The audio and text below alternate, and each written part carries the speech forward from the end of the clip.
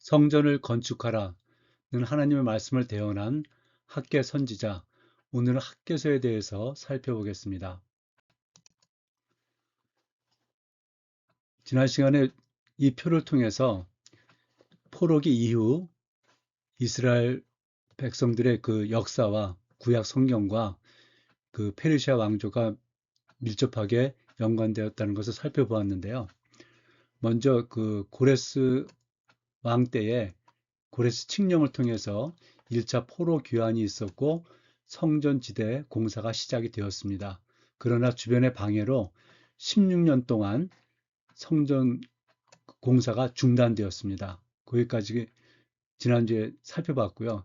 이번 주에는 다리오 1세 때 주전 520년에 학계 스가랴 선지자를 통해서 성전 공사가 재개되고 이제 완공되는 그 시기에 대해서 살펴보겠습니다. 그때가 이제 학계 스가랴 에스라 5, 6장이 되겠습니다. 학계서 개관 및 구조인데요. 이 저자는 학계인데 이 학계의 뜻은 나의 축제, 절기라는 뜻입니다. 배경은 주전 520년 페르시아 다리오 왕 제2년 차입니다.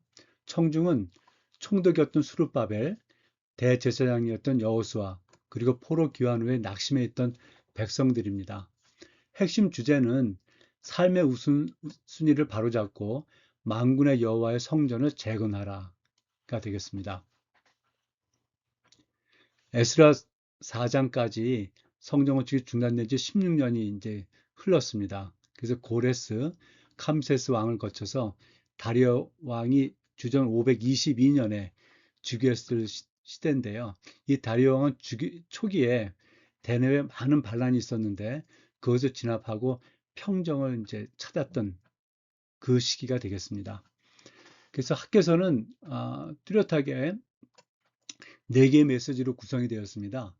그래서 제일 메시지는 이 다리오 왕 제2년 6월 1일차에 그 성경 말씀 1장이 되겠고요. 핵심 메시지는 이제 핑계는 그만두고 성전을 건축하라입니다. 그래서 신학적인 주제는 우선순위로 회복하고 하나님의 임재와 그 다음에 공사를 재개하는 것으로 보겠고요. 그 다음에 제2 메시지는 이 7월 21일, 그러니까 다리오 왕 제2년 7월 21일. 그래서 성경 말씀 학개에서 2장 1절에서 9절인데요. 외형은 초라하지만 나중 영광은 더 크리라 하는 말씀입니다. 그래서 외형주의를 극복하고 낙심을 이기는 위로를 주는 그 메시지가 되겠습니다. 제3 메시지는 9월 24일 학개에서 2장 10절에서 19절까지 너의 삶을 돌아보라. 오늘부터 복을 주마 하는 핵심 메시지를 통해서 형식적인 종교 신앙생활을 경고하고 삶의 정결과 행함을 강조하는 말씀이 되겠습니다. 제4 메시지는 이 제3 메시지와 같은 날 수르바벨 총독에게 주어진 건데요. 세상 나라를 얻고 왕권이 회복된다 하는 말씀이 되겠습니다. 그래서 다윗 언약을 계승을 하고 이제 메시아를 이제 예표를 하고 하는 그 인장 반지를 이제 수르바벨에게 준다는 그 말씀이 되겠습니다. 이 만군의 여호와라는 이 호칭이 학개서에 두 장으로 구성되어 있지 않습니까? 근데 이 짧은 학개서 속에 무려 14회나 집중적으로 사용이 되고 있습니다. 근데 그 이유는 당시 유다 백성들의 극심한 낙심과 두려움을 깨뜨리기 위함이었고요. 포로 귀환 후 성전 재건을 멈추고 무기력에 빠져 있던 백성들에게 이 칭호는 강력한 메시지를 전달을 하고 있습니다. 그래서 이 만군의 여호와라고 이렇게 이제 호칭을 쓴 것은 하나님께서 무한한 자원과 능력을 가진 왕이시다 하는 것을 선포하는 것이고요. 이 페르시아와 같은 강대국 위협을 압도하는 절대 주권을 하나님께서 갖고 계시다 하는 것, 그 다음에 영적인 권위를 회복하고 말씀의 신뢰도를 높여 이 성전을 다시 이제 건축을 시작하라 하는 그 권면의 말씀을 표현하기 위한 이 호칭이다 이렇게 말씀을 드릴 수가 있겠습니다. 그래서 학개서 1장 1절에 여호와의 말씀이 선지자 학개에게 임하니라. 그래서 만군의 여호와께서 이렇게 임하셔서 그 백성들에게 이제 권면하는 그 호칭 만군의 여호와가 되겠습니다. 제1장 첫 번째 메시지죠. 그래서 우선순위를 회복하라 해서 다리오왕 2년차 주전 520년 6월 1일에 첫 번째 메시지가 핵심 내용은 현실의 핑계를 넘어서 하나님의 임재 속으로 들어가라 하는 것이죠. 그래서 1절에 여호와의 말씀이 선지자 학개로 말미암아 스룹바벨과 제사장 여호수아에게 임하니라. 2절과 4절에서는 백성들의 핑계, 백성들은 아직 성전 지을 때가 아니다. 이렇게 이제 핑계를 대고 있는데 하나님께서 성전은 황폐한데 너희는 판벽한 집에 사는 것이 옳으냐 하고 이제 책망을 하십니다. 여기서 이제 판벽한 집은 벽면을 나무 판자로 두르다라는 뜻인데요. 단순히 비바람을 막는 집이 아니라 집 내부에 거친 돌벽이나 흙벽 위에 최고급 수입 목재, 백항목 같은 것이죠. 그것을 덧대어서 화려하고 아늑하게 마감한 고급 인테리어 주택을 의미합니다. 솔로몬 성전을 지을 때 벽면을 백향문 널판으로 둘렸다고 하지 않았습니까? 열왕기상 6절에서 그때 쓰였던 같은 단어가 여기 판벽한 집에 이제 쓰이고 있습니다. 즉 하나님의 성전에 쓰여야 할 최고급 자재와 자재가 자기 집을 치장하는데 먼저 쓰였다. 이렇게 이제 책망하고 계신 것이죠. 그러니까 당시 백성들은 아직 경제적으로 여유가 없고 정치적 상황이 안 좋아서 성전을 지을 시기가 아니다. 이렇게 이제 핑계를 댔는데 이는 거짓이라고 하나님을 향한 마음이 없었다고 강하게 책망을 하고 계시는 것입니다. 그래서 이제 5절에 11절에 보면 5절 7절에 두 번 연속해서 너희의 행위를 살필지니라 이렇게 말씀하고 있습니다. 이게 히브리어로 시브레바브캠이라는 말씀인데요. 이 문자적으로 보면 마음을 너희의 길 위에 쏟아 놓으라 라는 뜻인데 단순히 네 행동을 반성하라 하는 수준을 넘어서 너의 마음, 그러니까 너의 생각과 가치관과 감정을 떼어다가 내가 지금 걸어가고 있는 일상의 길, 그러니까 행위라든가 삶의 궤적 위에 똑바로 올려놓고 한번 쳐다보아라 그런 뜻이 되겠습니다. 그 포로에서 귀환한 유대 백성들은 10년 동안 성전 공사를 멈추고 있었는데 그 이유가 단지 아직 때가 되지 않았다 하면서 일상의 삶, 뭐 먹고 사는 것, 자기 집 꾸미기 이런 것에 매몰되어 있었기 때문이라는 것이죠. 그것이 바로 영적 타성이라는 것입니다. 그래서 우리도 한번 생각해 볼게. 혹시 지금 다람쥐 쳇바퀴 돌듯 바쁘게 살고는 있는데 영적으로는 아무런 감각 없이 흘러가는 대로 살고 있지는 않은지 살펴봐야 되겠습니다. 그러니까 돈은 버는데 자꾸 왜 통장은 비어가고 세상 스펙은 막 쌓아가고 있는데 왜 마음은 자꾸 이제 황폐해질까요? 하는 것을 말씀을 하고 있는 것입니다. 그래서 하나님은 오늘 우리에게 잠시 멈춰서서 내 마음을 내 삶의 자리 위에 올려놓고 똑바로 직면해 보라 하고 말씀하십니다. 속도가 중요한 게 아닙니다.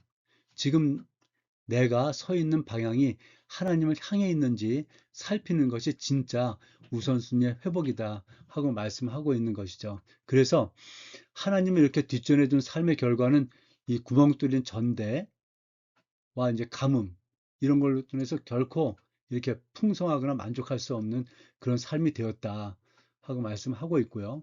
그래서 너희는 산에 올라가서 나무를 가져다가 성전을 건축하라 하고 이제 권면하십니다.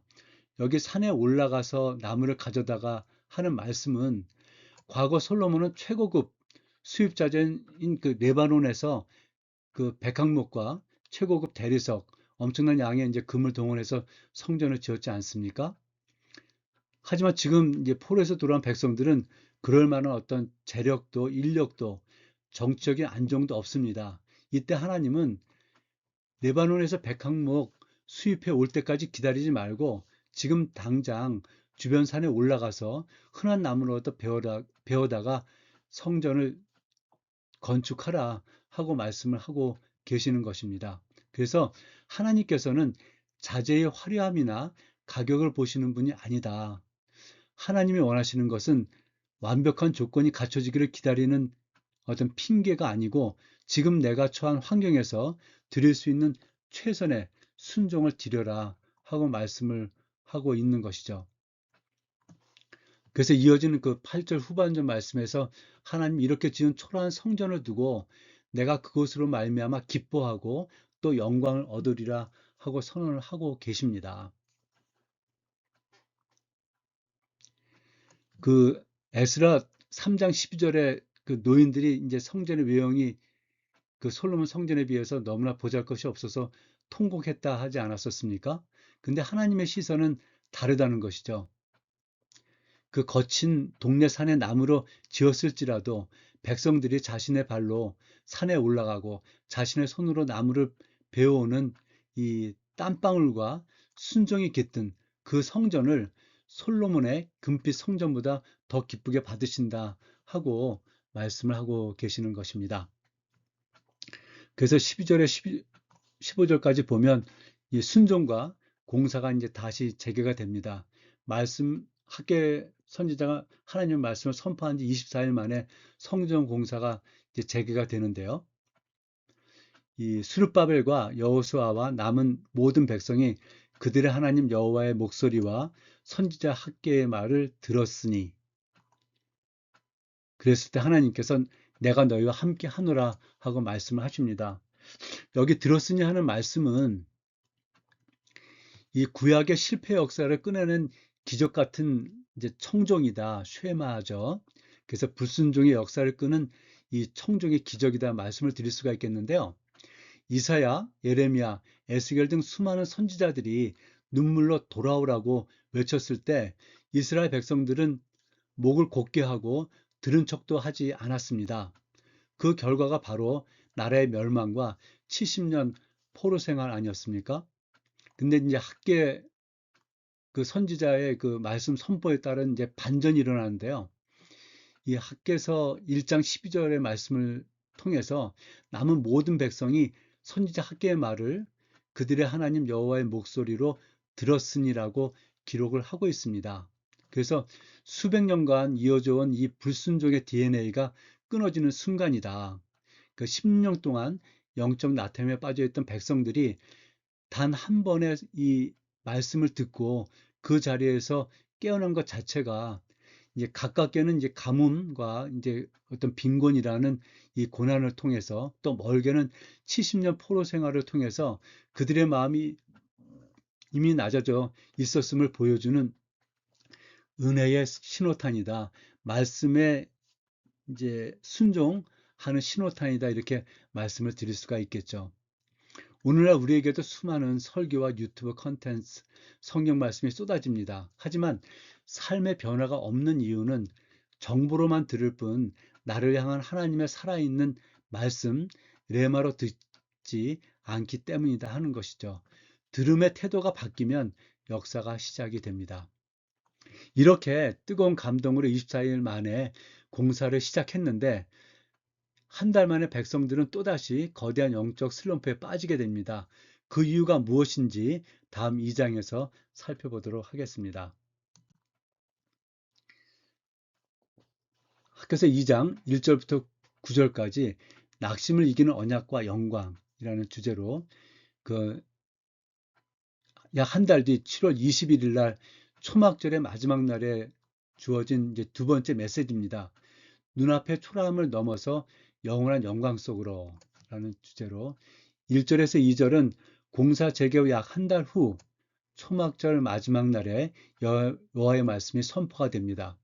저자는 성전 재건을 이 솔로몬 성전 건축과 그 계속해서 연결을 시키고 있습니다.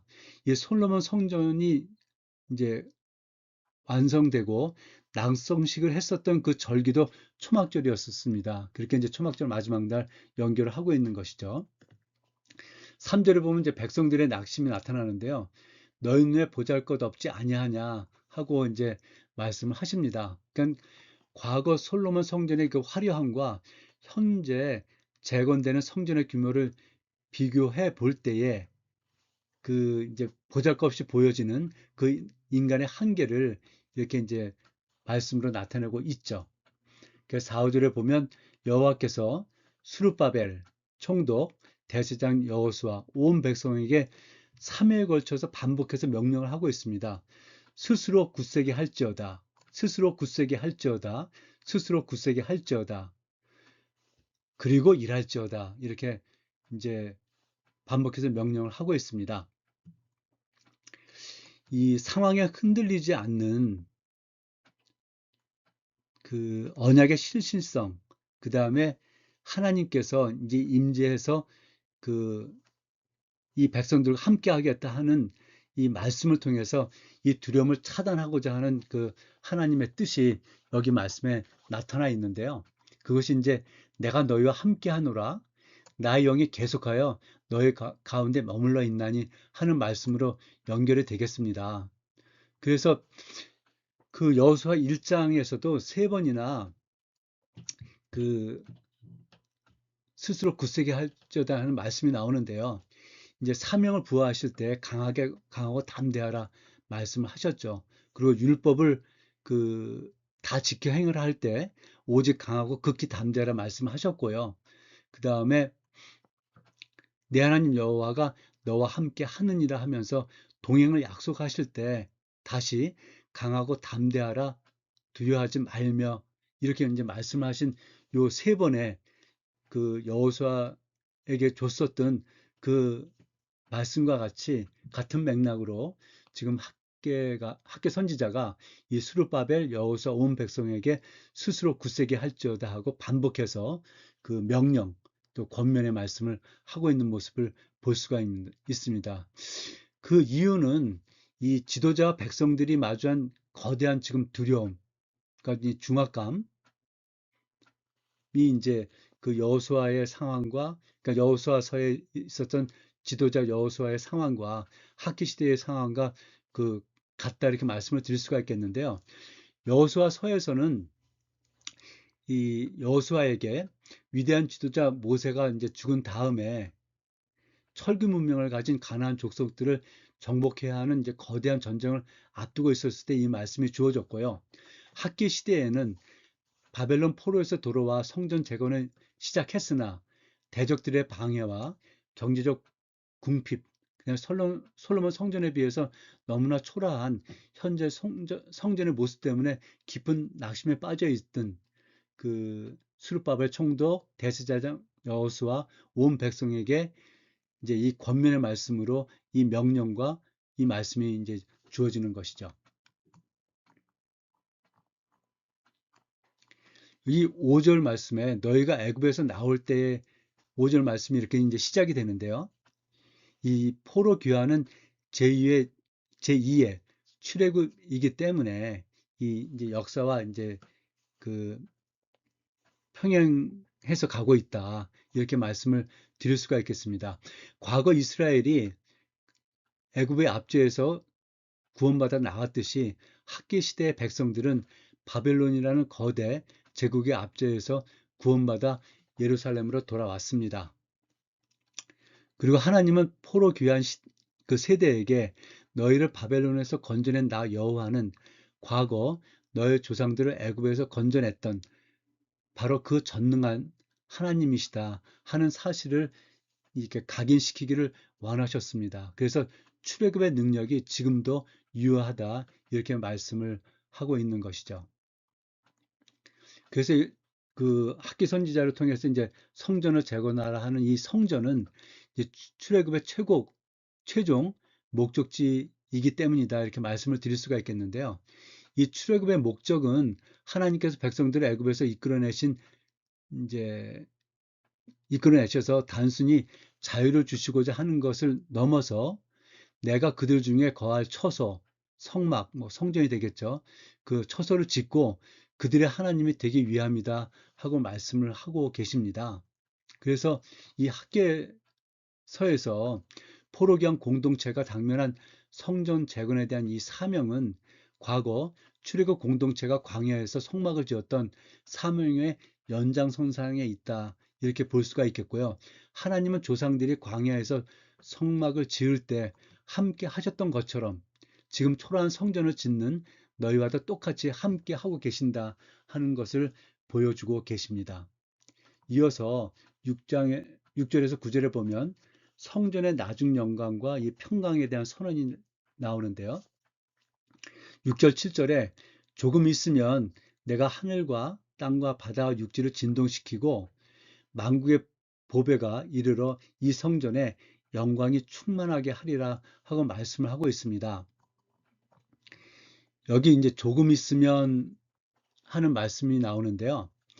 이 하나님의 시간표 상에서 보면 인간의 눈앞에는 성전 재건이 더디고 소망이 없어 보이지만 하나님의 구원 계획 속에서는 머지않아 곧 일어날 확실한 사건이다 하는 것을 강조하고 있습니다.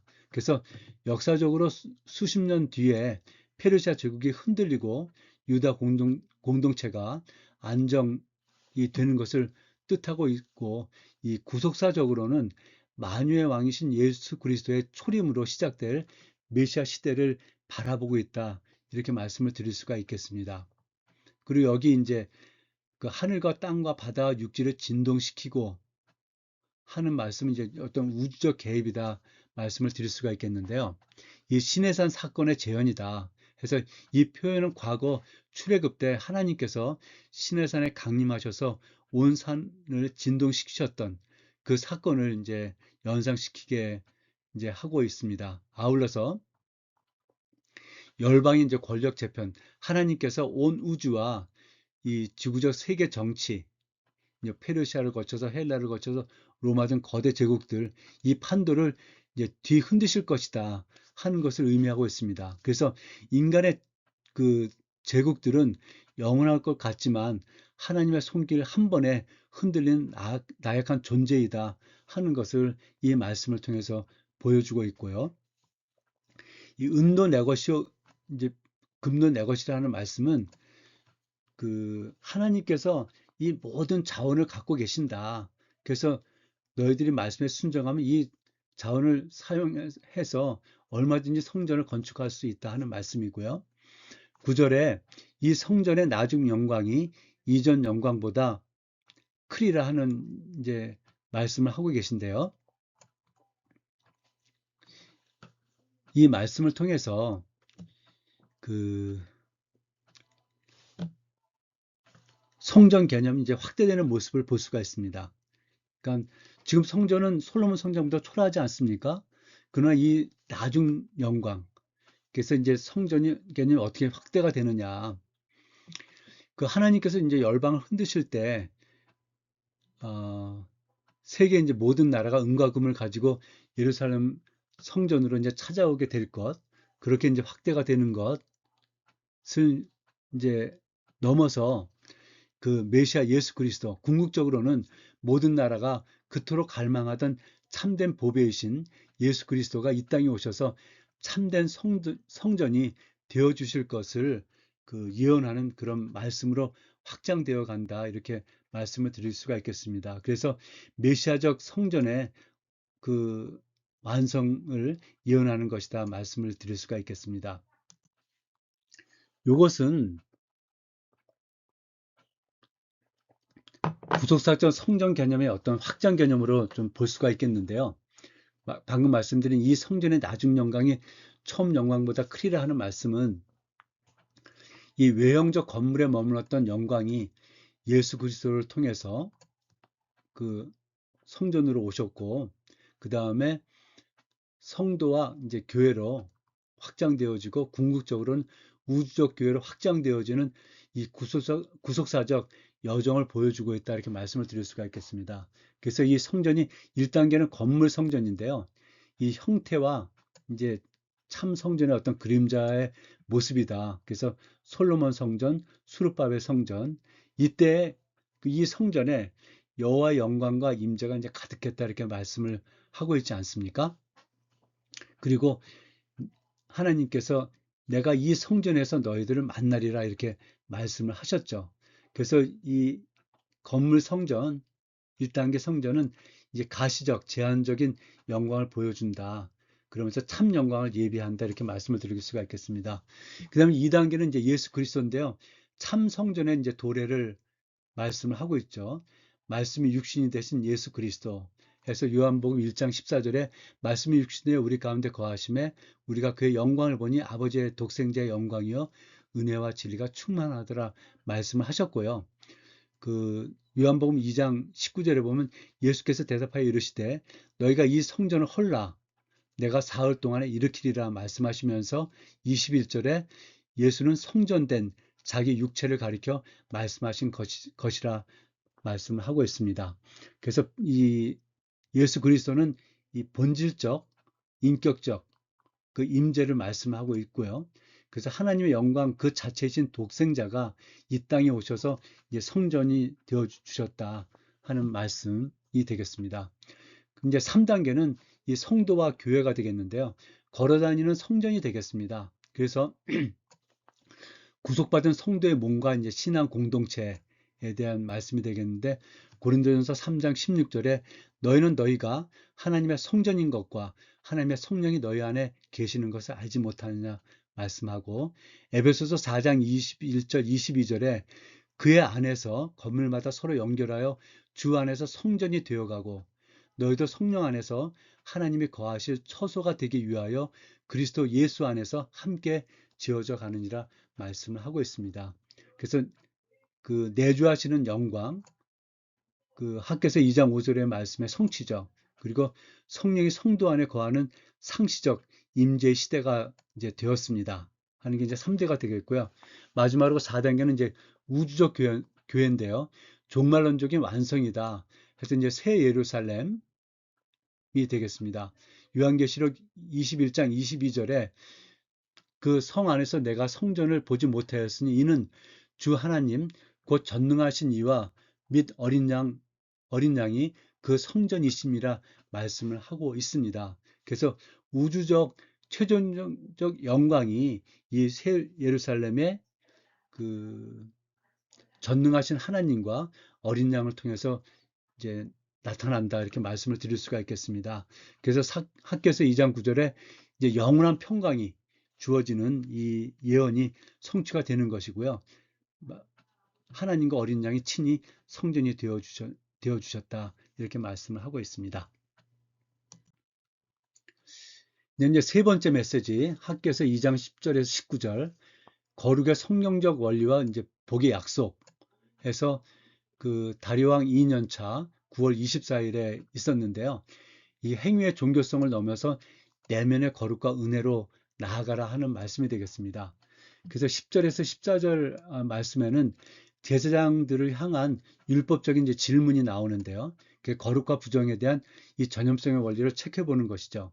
그래서 12절에 거룩의 전염 여부를 이제 질문합니다. 거룩한 고기를 싼 옷자락에 다른 식물에 닿으면 거룩해지는가? 아니니라 이제 대답을 하죠. 그러니까 거룩은 자동으로 전염되는 것이 아니다 하는 말씀이고요. 13절에 부정의 전염 여부에 대해서 질문을 합니다. 시체를 만져 부정해진 자가 다른 물건을 만지면 부정해지는가? 네, 부정합니다 하고 이제 답변을 하죠. 그 부정은 쉽게 전염이 된다는 것이다. 그러니까 거룩은 자동으로 전염되지 않지만 부정은 쉽게 전염이 된다 이렇게 말씀을 하고 있습니다. 그래서 14절에 이 백성이 내 앞에서 그러하고 그들의 손에 모든 일도 그러하다 하고 말씀하고 있는데 성전 공사를 한다고 해서 과거의 영적인 부정함이 자동으로 거룩해지는 것은 아니다 하는 말씀을 하고 계십니다. 그러면서 15절에서 17절에 성전지대에 기초를 놓다가 중단된 과거 삶을 이제 그 재평가를 이제 하게 되는데요. 15절 말씀에 여호와의 전에 돌 위에 놓이지 아니하였던 때를 기억하라 하고 말씀하고 있습니다. 그러니까 성전 공사가 중단되었던 때 그때를 기억하라 말씀을 하고 있는데요.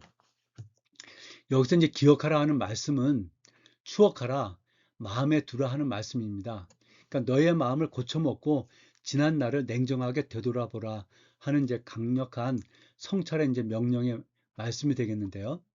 너희가 성전 재건을 멈추고 하나님을 멀리했을 때 얼마나 비참하고 궁핍했는지 똑똑히 기억해 보아라 하는 말씀이죠. 그 1장 9절 11절에서 이제 말씀하셨죠.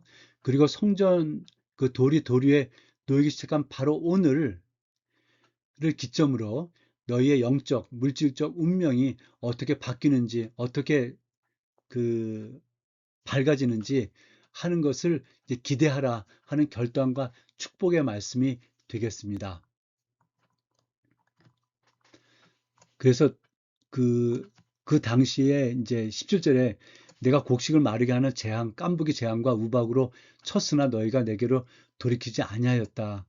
이 돌이키지 아니었다 하시면서 이러한 이제 징계가 그 목적은 심판이 아니라 돌이킴 회개에 있다 하고 이제 말씀하고 계시는 것이죠. 그러시면서 이제 19절에 오늘부터는 내가 복을 주리라 말씀을 이제 선포하십니다. 그래서 현재 창고에 씨앗이 없고 포도, 무화과, 석류, 올리브 나무에 열매가 맺히지 않는 결핍의 상태에 너희가 있지만 순종을 결단하고 성전지대를 놓는 오늘부터 하나님의 전적인 축복이 시작이 된다 하는 이제 선언이 되겠습니다. 학교에서 그 10장에서 19절 이제 마지막 네 번째 메시지인데요. 수르바벨을 향한 이제 메시아적 언약이 이제 같은 날, 세 번째 메시지가 같은 날 주어지는데 이것은 그 총독 수르바벨 개인에게 주어지는 말씀입니다. 그래서 세상 제국의 멸망, 심판을 넘어서 영원한 메시아 왕국을 이제 바라보라 하는 이제 그 말씀을 이제 총독 수르바벨에게 주는 것이죠. 그래서 20절에서 22절에 보면 세상 나라들의 심판과 전복을 선언한 말씀입니다. 그 유다 총독 수르바벨에게 단독으로 주어지는 말씀인데 내가 하늘과 땅을 진동시킬 것이요 여러 왕국들의 보좌를 엎을 것이요 말씀하고 있습니다. 당시 강력해 보였던 그 바사 페르시아를 포함한 세상 모든 이방 제국들의 권력과 이 군사력, 그 당시의 말과 병거죠. 이것을 하나님이 주권적으로 무너뜨릴 것을 이제 선포하고 계시는 말씀이 되겠습니다. 그리고 23절에는 수르바벨을 향한 이제 주권적 선택과 인장 반지의 약속인데요. 나의 종 여호야긴의 아들 수르바벨아 말씀하시면서 너를 세우고 너를 인장 반지로 삼겠다 이제 말씀하십니다. 이 바벨론 포로로 끊어졌던 다윗 왕조의 정통성을 이제 다시 이어가시겠다 하는 이제 재확증하는 호칭으로 이 여호야긴의 아들 수르바벨을 이렇게 부르셨고요. 여기서 이제 인장 반지는 소유, 권세, 신뢰, 이 통치권을 이제 상징을 하고 있는데요. 과거 솔로몬의 왕위를 이었던 그 할아버지 여호와긴 왕에 대해서 나의 오른손에 인장 반지를 할지라도 빼내어 버리겠다 하고 예레미야가 이제 말씀하지 않았습니까? 그렇게 하셨던 그 심판의 말씀을 거두시고 그의 손자 수르바벨을 통해서 다윗 언약을 공식적으로 이 복원을 하시겠다 하는 말씀이 되겠습니다. 그러시면서 이는 내가 너를 택하였음이니라 만군의 여호와의 말이니라 말씀하고 있습니다. 그래서 하나님의 전적인 주권적 선택과 구속사적 성취 이제 선언이 되겠는데요. 마태복음 1장에 메시아 족보에 이제 수르바벨이 나오고 있는 것 이제 지난주에 말씀을 드렸는데 지난주 강의에서 수르바벨 인물 탐구를 통해서 그 이 수르바벨이 어떻게 다윗 언약을 그 계승해서 그 예수님의 그 이제 이 땅에 오셔서 그 언약을 성취하시는 그 징검다리의 중요한 역할을 했다는 것을 이 수르바벨 인물 탐구를 통해서 살펴보았었는데요. 혹시 그분이 뭐 궁금하신 분은 다시 한번 그 강의를 들으시면 좋겠습니다. 학교서를 관통하는 이제 3대 성경적인 핵심 주제다. 그래서 아까 말씀드린 너희 행위를 살피라 해서 영적 타성에 젖은 일상을 멈추고 삶의 우선순위가 어디에 있는지 증명하라는 촉구이고요. 두 번째는 임재와 임재 회복. 그러니까 성전은 화려한 건물이 아니라 하나님의 영이 계속 머무시는 하나님과 백성 사이에 관계가 이제 시각화된 어떤 통로다 하는 말씀이 되겠습니다. 그리고 다윗 언약의 복음과 성취, 이 조부시대 여호와긴 왕 때 끊어졌던 이 인장 방지의 축복이 수르바벨을 통해서 복원이 되어진다. 이는 훗날 참 성전이신 예수 그리스도 이 메시아 왕국을 바라보고 있다. 이렇게 말씀을 드릴 수가 있겠습니다. 그래서 그들이 말씀에 순종하는 오늘부터 내가 복을 주리라 하고 하나님께서 선포하는 말씀으로 그 학개서가 이제 맞춰지게 됩니다. 예, 오늘 말씀은 이제 오늘 강의는 여기까지 마치겠고요. 다음 주는 이어서 학개서와 그 깊이 연관되어 있는 스가랴서에 대해서 살펴보겠습니다. 감사합니다.